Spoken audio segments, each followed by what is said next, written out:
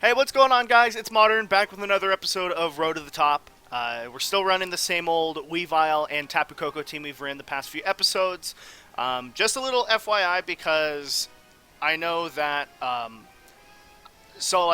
planning on changing teams up pretty much. I'm thinking about, after the 5th episode, I'm going to go and change teams just because I really don't like this team right now. There's a lot of things that it just has a very difficult time beating, and I don't like that. So, um, like, yeah, I'm gonna try to get another team, is what I'm saying.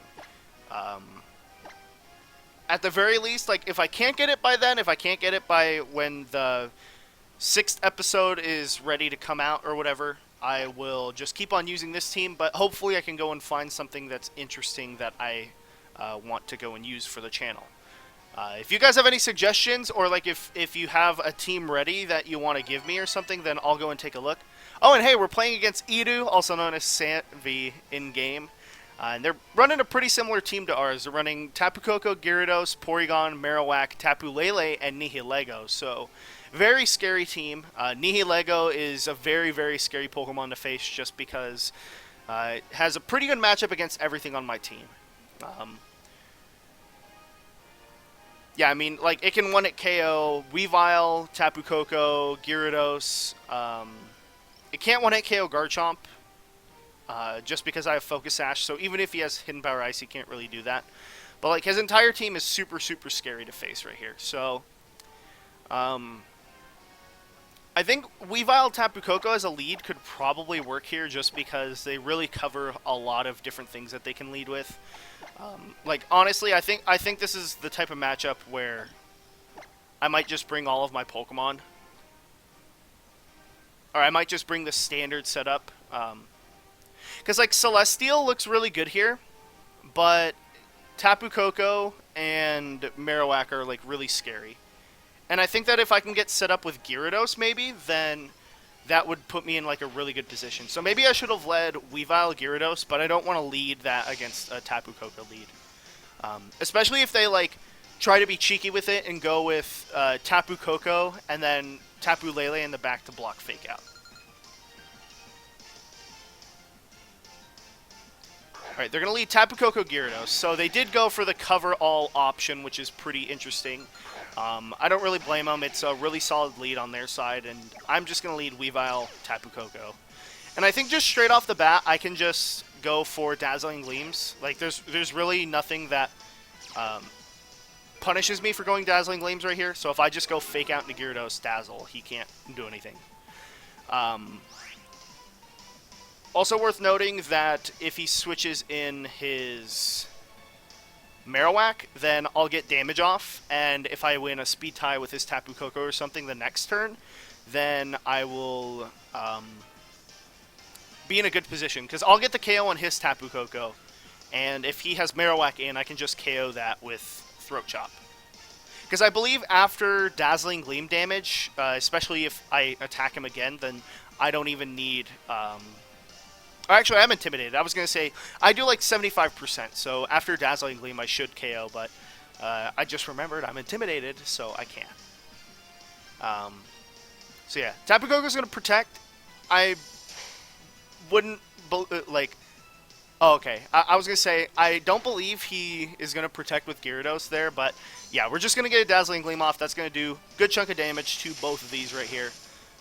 Looks like Gyarados... Oh my god, I crit his Gyarados. That is very, very bad for him. Yeah, that's very bad for him. That's, like, almost game-losingly bad. I think I can just go Icicle Crash into Tapu Koko and a Dazzling Gleam now, because he can't really do anything about that. Because Gyarados is going to go down to Dazzling Gleam. I think. I hope. That's what I'm playing for. Yeah. An Icicle Crash, as long as he doesn't crit... Oh, I need discharges. I was going to say, as long as he doesn't crit Weavile here, then this should also KO Tapu Koko. Although he does get Paralysis. He's Life Orb. And we connect. Okay, so really, really unfortunate positioning for Edu right here. Like, the crit right there basically meant that I didn't need to Icicle Crash Gyarados, which meant that I could KO his Tapu Koko here too. So now he's like in a super bad position. I feel bad, but I mean, that's Pokemon. I had no control over that. He's going to send in Porygon 2 and most likely Marowak now. Yeah.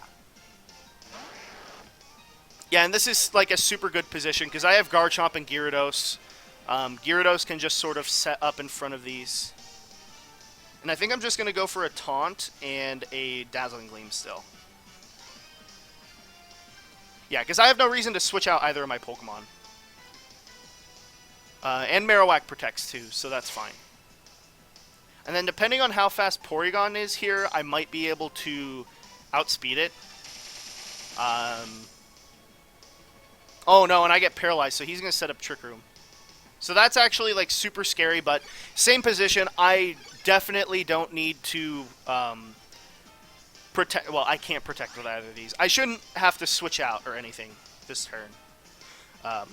Little bit of unfortunate luck on my side, but after the critical hit on Gyarados, like like obviously I don't feel bad at all, or I don't feel sad at all for him getting that off, just because like it didn't really matter in the end, because he got the hacks back. And this should KO Weavile right here at plus, or sorry, it's actually not at +1, it's at neutral. Or I should be able to check. I'm actually not too sure. So yeah, I'm in like a super good position now because Garchomp Focus Sash means he has to double target it. Gyarados Intimidate on Marowak as well, so that's like super threatening for him. So yeah, first thing I need to do is I need to check how boosted Porygon is, because I'm not sure if it raised its special attack. Okay, actually it raised its attack, so that's fine. So I mean right here, I could double protect or something. It depends on what his Porygon 2 set is, because I think he'll probably have Ice Beam. We know he has Tri-Attack. We know he has Trick Room. I'm assuming he's probably Ice Beam, and I actually sort of doubt that he has Thunderbolt just because he has the Marowak, and he can't even go for the Thunderbolt anyways. So I'm actually gonna just protect and Waterfall into Marowak here, because like, okay, and he just protects. Because I was gonna say he can't Thunderbolt right here into Gyarados even if he has it, because the Marowak's on the field. Okay, and he attacks Gyarados, so that's a good prediction. And that actually crits Gyarados, so that is that is very, very bad for me. Yeah, I actually think that crit might win him the game. If he has Ice Beam on Porygon, then that crit might have just won him the game.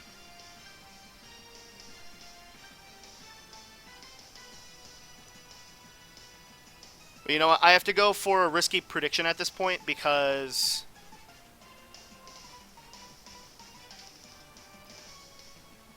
yeah, I have to Earthquake and attack into Marowak. I have to predict him to double into Gyarados or something. And he doesn't even go for the prediction either. Yeah, and I don't survive. So that's going to be GG. There's no way I win here. He has Tri-Attack, so like at the very least, if he doesn't status me here, then there's a chance. Like if I can get a crit onto Porygon, then there's like actually a good chance that I can win.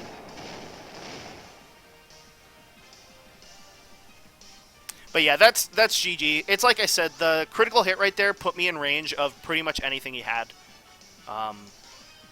Like if he didn't critical hit there, he would have had to double into both of my Pokemon to be able to get knockouts, which at this rate he wouldn't have been able to win just because I would be doing too much damage.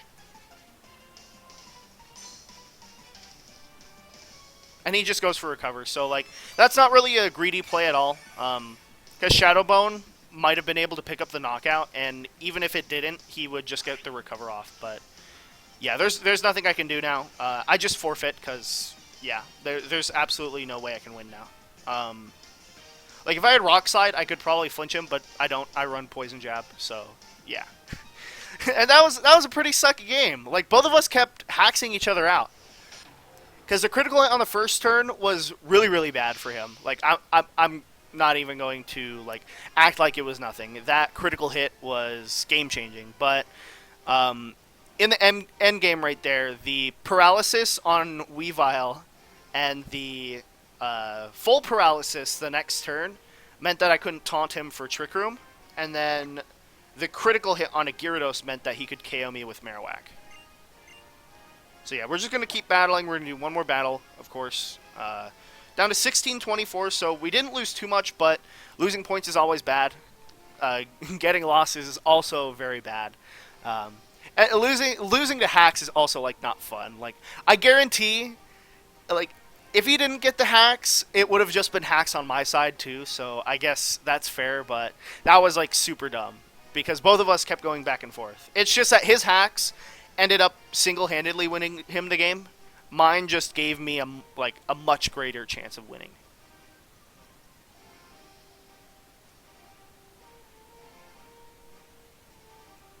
Because, like, I don't know why he didn't protect Gyarados, first of all, just because he was so low. He probably should have tried to get a... what is it? Yeah, actually, I don't even know. I guess the crit on Gyarados ended up putting me in a position where I, like, couldn't lose, sort of. Because if I got the taunt off for the Trick Room, then it was almost game over, I think. Next match, we're going to play against a guy named Juwonk. He's going to be using Oranguru, Alolan Marowak, Kartana, Xurkitree, Passoland, and Tapu Koko. So, pretty, I don't know if I'd call it interesting team. It looks like, in my opinion, a sort of subpar, Oranguru team, sort of. Like, I don't know. I don't really understand what their team's supposed to do, but I didn't make the team, so I, like, couldn't tell you. I think Weavile's a very good lead here just because it covers the Trick Room mode. I can go and one-hit KO Oranguru. I can go and Fake Out if I really need to. I can one-hit KO Passoland and Marowak with my Z move as well.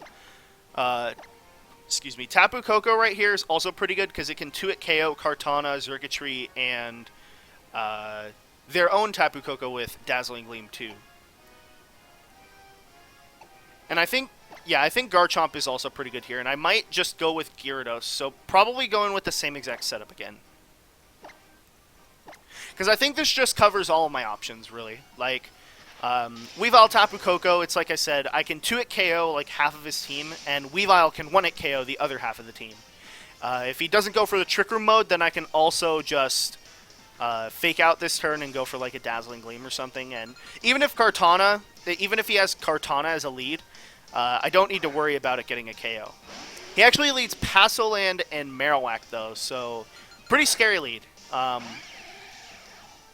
But, I mean, I have 100% play here because, like, he can't really do anything if I go for this play. I can just go for the Z move into Marowak and switch out into Gyarados.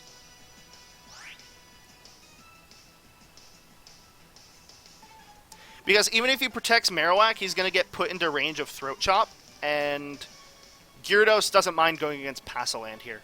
If anything, I would actually prefer that Marowak protects, because I can go just set up a Dragon Dance the next turn, and then he just... I'm pretty sure he just outright loses at that point if he lets me set up a Dragon Dance. Because I can 1-hit KO Tapu Koko, I can 1-hit KO Xurkitree, I can outspeed Modest Scarf Xurkitree too if that's what he has. So yeah, Tapu Koko just going to switch straight out into Gyarados. Intimidate, not really useful here unless Passoland is running Earthquake or something. Alright, and he does not protect Marowak, so this is good right here, because this is going to 1-hit KO the Marowak on his side, and I'm assuming the Passoland's going to go for an Earth Power or maybe an Earthquake. I'm not really sure if people run Special or Physical, although I'm assuming it's like a Ghost type, people run Special on it. But yeah, I'm expecting an Earth Power to come in the next turn. Yeah, and Marowak's just going to go down in one shot. There's no way he survives. Alright, and Passoland goes for Earth Power, so that's fine. I assume if he has Tapu Koko, he's going to bring it in this turn, though.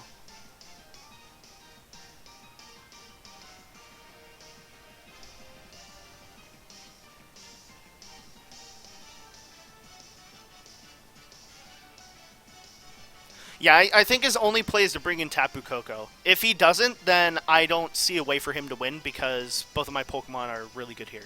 And he just sends out Xurkitree, actually, so he might be Choice Scarf Xurkitree. In that case, I think I'm actually just going to Icicle Crash and go for a Protect.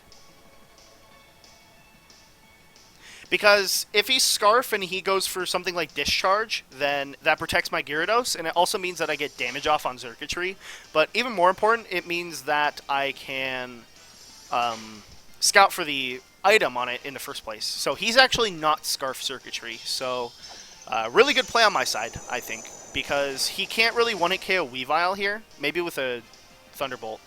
Actually, Discharge might KO it too. But it doesn't even matter if it picks up a knockout, because Tapu Koko can just come in and pick up the KO.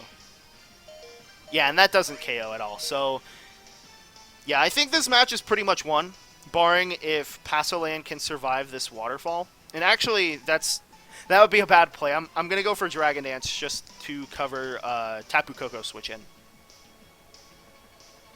Alright, and Circuitry protects. I'm assuming they'll KO Weavile, but it's like I said, I don't think there's anything they can do at this point, because if Circuitry was Scarf, he would have to choose between Discharge and something else. And if he just went for Discharge, I could just bring out Garchomp and not really care. Alright, he just goes for Earth Power into Weavile, so that's fine. That's completely fine.